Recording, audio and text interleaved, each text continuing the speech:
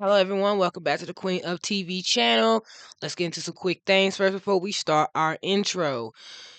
First, please watch the video to the very end and do not forget to like, comment, and subscribe. Second, there will be cursing and profanity. If that's not your cup of tea, the channel's not for you. Lastly, I will be giving my honest opinion on the episode and the show as a whole. Without further ado, let's get to the intro. Welcome, everyone. I'm your host, the Queen herself, and you are the Prince and Princesses. You are either a subscriber or you are a viewer. Either way, welcome. Today, we're talking about H2O Season 2, Episode 8, Wrong Side of the Tracks. We start the episode with Nate and Zane, who are on their motocross bikes, and they show up and they see a motorcycle in front of a trailer. So Nate decides to use a screwdriver to remove the badge off of it to see if it's worth anything. They are caught by the owner of this motorcycle, and before he can stop them, Zane and Nate leave after Nate throws the screwdriver at Zane. So because he only saw Zane, he figures that he's the one that did it. We see that Rikki is waiting on Zane and he ends up being late. We also see that Emma and Cleo are swimming by themselves, and they notice that Rikki is always busy all the time and not really hanging around them anymore like she did back in season 1. But they don't put two and two together that she's back with Zane. They just assume that she's just not around like she used to be. Rikki and Zane are talking, and he ends up getting her M3 player. He is able to convince her to take it, and he decides to take Rikki home. He takes her to this house, we knowing that Rikki doesn't live there. Will not let Zane go in. We don't even see Rikki go in. And Zane ends up listening to her after she convinces him as to why he can't meet her father, who he's been wanting to meet this entire time. So Zane leaves, and he ends up at the Juice Net Cafe where he runs into Emma and Cleo, who are wondering where Rikki is, and asks Zane. Zane said he doesn't know. He goes and confronts Nate, who's also in the Juice Net Cafe, about giving him back the badge. Nate, being an asshole, decides that he's not going to give it back, and they almost have an altercation. Wilfred breaks this up, and Nate reluctantly gives him back the badge, saying that it's worthless anyway. Then Charlotte shows up because in the previous episode, like I said, that whole they're not going to let her play into this she wants to still be with Lewis manipulation thing. That was only going to last for that episode, which that's not the only episode where they do have her not really doing nothing and being like the main focus. I think there's like a few more,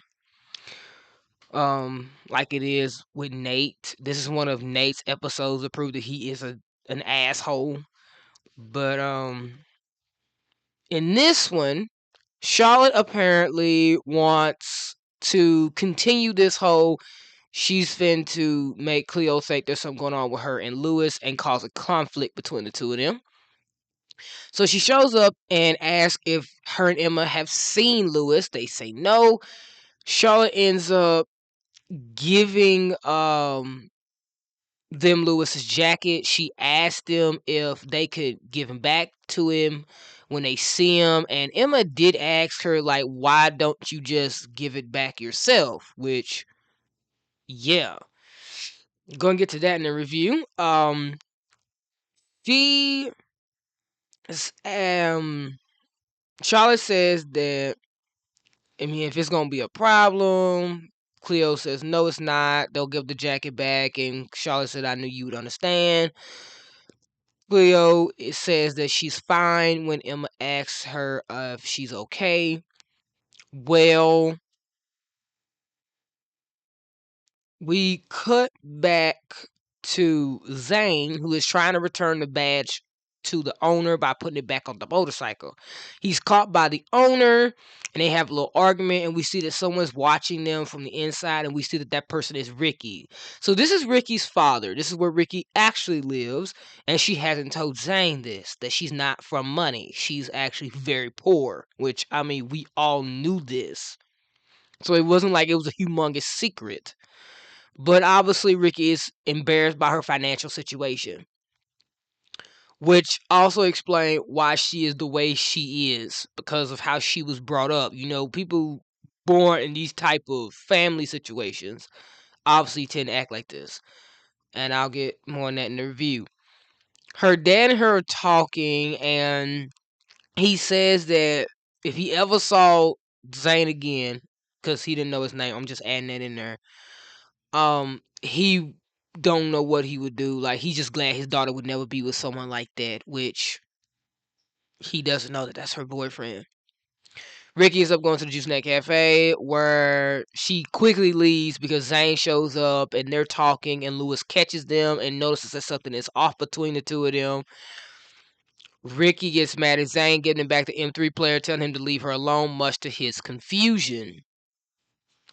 So Lewis goes into Juice Net Cafe and tells Emma and Cleo that Rikki's acting the same way she acted back in season 1, which reminded Cleo to give Charlotte, not Charlotte, but to give Lewis his jacket back that Charlotte asked her to, which makes Lewis uncomfortable because he did not know that Charlotte actually talked to Cleo. And Emma and Cleo are still talking, where Cleo brings up that that Rikki has been acting a bit weird, and Cleo says that to Emma, and Emma's response to that was that maybe she's not being as honest as she should be to them, in a way, less words than more. Which makes Lewis thinks that that's directed towards him. If you really look at his facial expression, that he's been acting weird lately with Charlotte, and I think that's the show's way of hinting at certain things about Lewis and Charlotte, like the conflicts and stuff that's going on with him and his friends could be called back to him. We'll get to that in the review as well. Zane ended up going to the house that Rikki showed him previously, find out that that was not her house, and she's never lived there. He confronted her about it. She and him got into another argument, and she left, jumped into the water as a mermaid. Zane looking around, making sure no one saw her do this, because she did this in front of the Juice Net Cafe. Before that confrontation, her and her father were having a conversation at their home, where he was wondering if she was okay with their living situation and how everything was going between them, and she put it off as yes, she was, but deep down she's not really that happy about it because she's kind of embarrassed and feel like if people knew where she stayed, they probably wouldn't want to hang with her. He ends up going to Emma's house, Zane does, because he wants to tell Emma and Cleo that he's worried about Rikki. They're at Emma's house and they're talking about possibility of Rikki and Zane being back together. Cleo doesn't think that Rikki would make the same mistake twice, especially lying to them, but Emma says that maybe Rikki doesn't think Zane is a mistake. So Emma hears a knock at her door. It's obviously Zane. Zane tells them that he knows they're mermaids. He doesn't care. He also tells them that he's worried about Rikki and they need to talk to her. They go to Mako Island, where Rikki had went to, and they confront her, and Emma gives her a good amount of advice. When Rikki says that her and Zane are just so different, Emma tells Rikki that if you can't be yourself around Zane, then you're the one that has the problem, not Zane. Rikki goes to Zane, where she shows him where she actually lives, and tells him that guy that he got into an argument with on that motorcycle, he was her father. And she thinks that he now doesn't want to be associated with her, which makes sense, but he doesn't care about her financial situation. He doesn't care about her being poor. He tells her that no, he did not steal that badge. It was actually Nate. He tried to return it. They try to have a kiss, and they get caught by her dad, who apparently tells Zane to get off his property, stay away from his daughter. Rikki tries to tell him, and Zane tries to tell him about the motorcycle situation, but he ain't hearing it. So Rikki is very bummed out about it. Throughout the day, her dad tries to comfort her, but he leaves her alone when he realizes she wants to be alone for a little bit. And we see that Zane is actually working on something, and by the next day, we find out that he's actually working on a part to fix on the motorcycle that's actually messed up. And he goes back to the house where Rikki catches him, and before her dad could do anything, Zane ends up getting the motorcycle to work. They are completely square at this point. They're on good terms now. Back at the Juice Net Cafe, Lewis, after his conversation with Charlotte, because Lewis had a conversation with Charlotte right after, or I think before, Emma and Rikki and Cleo talked at Mako about her giving the jacket to Cleo and that she should have given the jacket to him herself. She feeling pleased with the fact that she caused an issue with them. If you actually look at that episode, she's smirking. So now in this scene, he tries to explain himself to Cleo without realizing and reading the room that Cleo actually doesn't care. She does not think that he and Charlotte are seeing each other. She didn't think anything of it. She just felt that Charlotte was doing that to spite her, and she was not giving her the chance of that. But it had nothing to do with Lewis. Lewis ends up dropping it when Cleo tells him that it's not a big deal when he tries to claim that she's making it a big deal. Rikki shows up, and they notice that she is quite happy with the fact that her and Zane are still together, and she invites her friends to her house where they finally meet her father. What is this? Season 2, episode 8. We got 26 episodes. Plus the episodes from this season. They finally meet her dad after 34 episodes. They finally meet her father. I mean, hell. That took too long. And it sucks. And I'll talk about that too. But they get to her house where Zane is firing the grill. Zane and Rikki's dad having a father and son moment. And he shakes all her friends' hands. And we see Cleo and Lewis have a sweet moment where Lewis gives Cleo his jacket without her asking for it. And they're sitting there having a small conversation as the camera starts panning away from them while everybody else is around the grill. And the episode ends there. Okay, let's get into our review. I know I'm probably like discombobulated if I'm being honest. I had woken up like literally after like 1 o'clock this morning. And I am still mentally recovering after that whole anxiety issue I was going through in the 6th episode. So I apologize for my discombobulation. So let's just talk about the elephant in the room. Okay, we got 2 of them. So we're going to start with the first one. That's Rikki's home situation. Rikki believes that because she is severely poor, living in a trailer park, that means that ain't nobody want to be friends with her. She'll never get a man. She'll always be poor for the rest of her life. This now makes sense why Rikki doesn't have a job. This makes sense why we see Rikki in the same color and the same style of clothing. Because I've seen people comment of how they would rather see Rikki in different type of clothes and stuff. Because we only see her wearing like blues sometimes. We see her wearing greens and camos at rare times. And then we see her mostly wear black and red. But that's because of her financial situation. That's why she can't afford everything. She doesn't have the money. because of their situation. What's my nose just keeps itching. I don't know. It's my allergies, I guess. But the fact that she believed that Zane was just going to outright break up with her because she was from a trailer park speaks complete volume. This is what actual people feel like when they live in trailer parks, that they are trailer trash. This is what this is.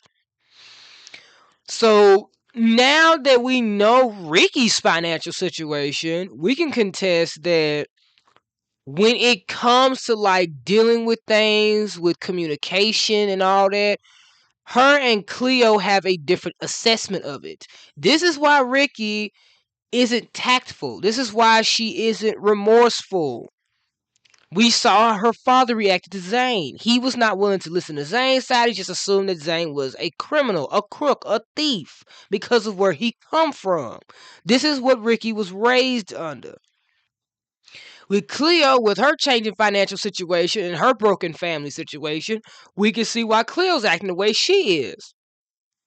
Both of them come from two different classes. Rikki comes from the poor class, and Cleo comes from a middle class. But Cleo isn't rich, but she also has enough money not to be considered as poor as Rikki is. But both of them have two different upbringings, and they both react to things differently. This is why I said what I said previously. Rikki is one of those friends. She's one of those friends that will escalate things when she feels that someone is being too disloyal. But that's only because of how she grew up. And what can assess from this episode is that Rikki's mother died. Because her dad did mention when talking to her after she saw Zane and her dad arguing, is that he wanted to see her smile like her mother did because she has her mother's smile. So that pinpoints at the fact that Rikki's mom isn't around. It's because Rikki's mother died when she was young. And I really wish they had focused the storyline on that, but they didn't. So Rikki ends up having the type of upbringing where, because of where she stays, how she dresses, and who she is personality wise, is a person that you would not want to be associated with because they would be not to your standards. And this is why Rikki is so tough guy all the time, because she just assumes that because of where she come from, ain't no one going to want to be friends with her. And it doesn't make sense to her for people to actually like her because she's expected people to outright hate her. And it just tells you that Rikki is like not an evil, mean person. And why I say she's not a bad friend. Yes, she's a bad friend for wanting to escalate things and not communicate. But when you see how she's living and you can tell how she was brought up because of how she's living, this is why Rikki isn't a charitable person. Rikki is not full of pride because she thinks she's better than everybody. She's full of pride because people like her are not respected or liked by majority of the world's population. Because like when you live in a trailer park, you are determined as trailer trash. And there are still people to this day that still look at people like Rikki as trailer park trash.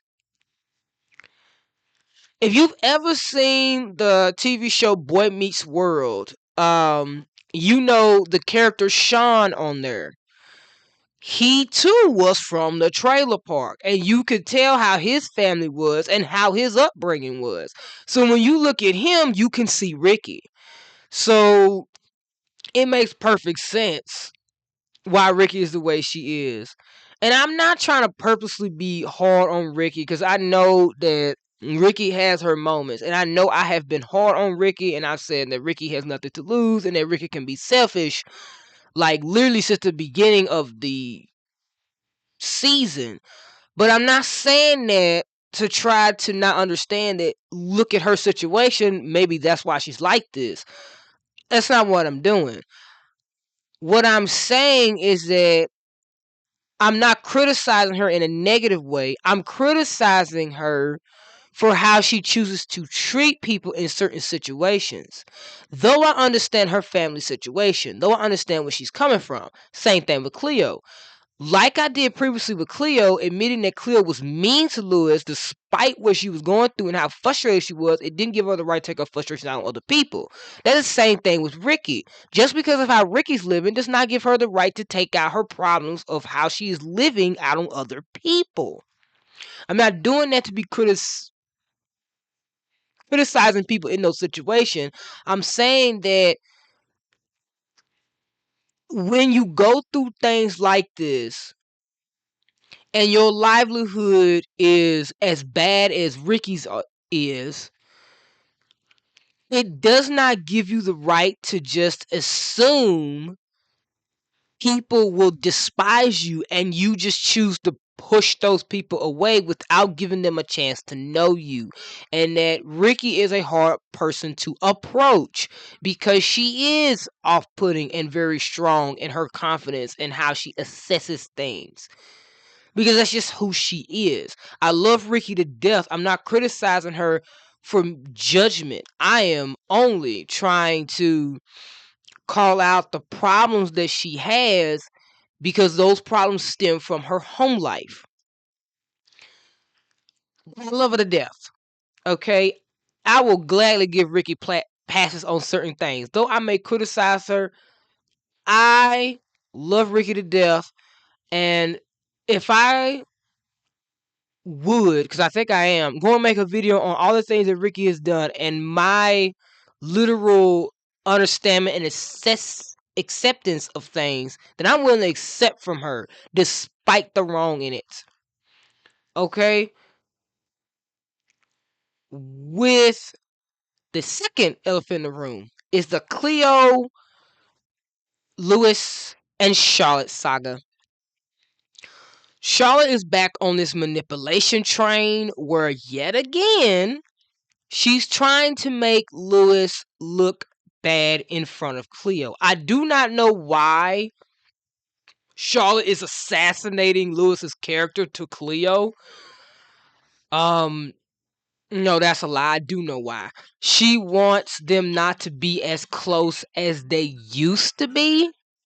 So she wants Cleo to doubt Lewis's loyalty and her trust in him. Because Rikki already kind of does. Emma is trying to be more communicatable about the situation. She doesn't want to just jump to conclusions. While Cleo's still holding on to this idea that Lewis would never lie to her, he would never manipulate her, he would never actually do anything that would hurt her. So she doesn't want to believe that he is dating Charlotte because she believes him when he says they're just friends. And he did set firm boundaries. Literally in episode 6 and in this episode. That's twice. So my thing is that Charlotte is doing this is so it would separate Lewis and Cleo long enough to where she can get with Lewis and isolate him from his friends. This is what abusers do. But it doesn't necessarily work, but she thinks it works. Because the reason why she thinks it works is because Lewis got upset about it. And Charlotte thinks that him and Cleo had a little argument on the situation, when in reality, Cleo just gave him back the jacket and they went back talking about Rikki. But what they were saying, you could tell that the camera panned back to Lewis to show that Lewis is thinking that they're talking about him. Just like in this episode where Emma and Cleo was with Rikki, and Emma had told Rikki that if you can't be yourself around him, you're the one that's got the problem. You could take that back to Lewis and Cleo again, because if Lewis and Cleo cannot be open with communication and they can't actually speak to one another and be themselves to each other, then they both are the problem. Because they both refuse to acknowledge how they're feeling and be very open and honest with each other. Now, there might be somebody that disagrees with me and says that maybe Cleo is the one that's not being open with Lewis. Lewis is also not being open with Cleo. Lewis is not expressing how he internally feels about a lot of things that him and Cleo has dealt with, especially a lot of things that he has dealt with Emma and Rikki. He is holding a lot back.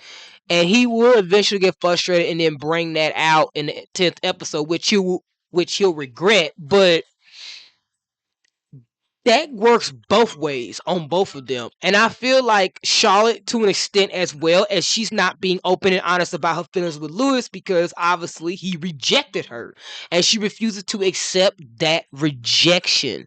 So, with that being said, she decides to choose manipulation and lying and scheming to try to get what she wants, even at the expense of making Lewis look like a disloyal friend and Cleo looking like a jealous ex who can't move on, just to get what she wants. Now, she does get her karma once she does get what she wants, even though there are people that complain that it's bad that she's going through that. When it's not, she technically deserves it. But we'll get into that when we do. And we will talk about this again when I do that Charlotte video. But those are the two elephants in the room. And that is all I had to say about the episode itself. Now, let me know what you guys think. Do you understand why Rikki is the way she is? And do you see her financial situation differently than I do? Do you think that her and Zane are working out their problems and actually a lot healthier in this? To be honest, if I'm being fair, yes, they are. They have issues that they are working out, and they do look a little bit more healthier than they did in the first season. But in all honesty, he's not in it long enough to say that their relationship is absolutely healthy now. We don't see it fully. This is like literally the second episode that Zane has been in for this season. It was episode 3 and now it's this episode. So we don't see him again for a little bit into another episode. But until then, I hope you guys have a blessed day. I hope you have a wonderful day. I don't know if y'all can hear that, but it's the alarms going off on our phones. Mama has to get up to go to work. But I'll see you guys in the next video because you already know this will not be the last time we see each other. So until then, bye guys.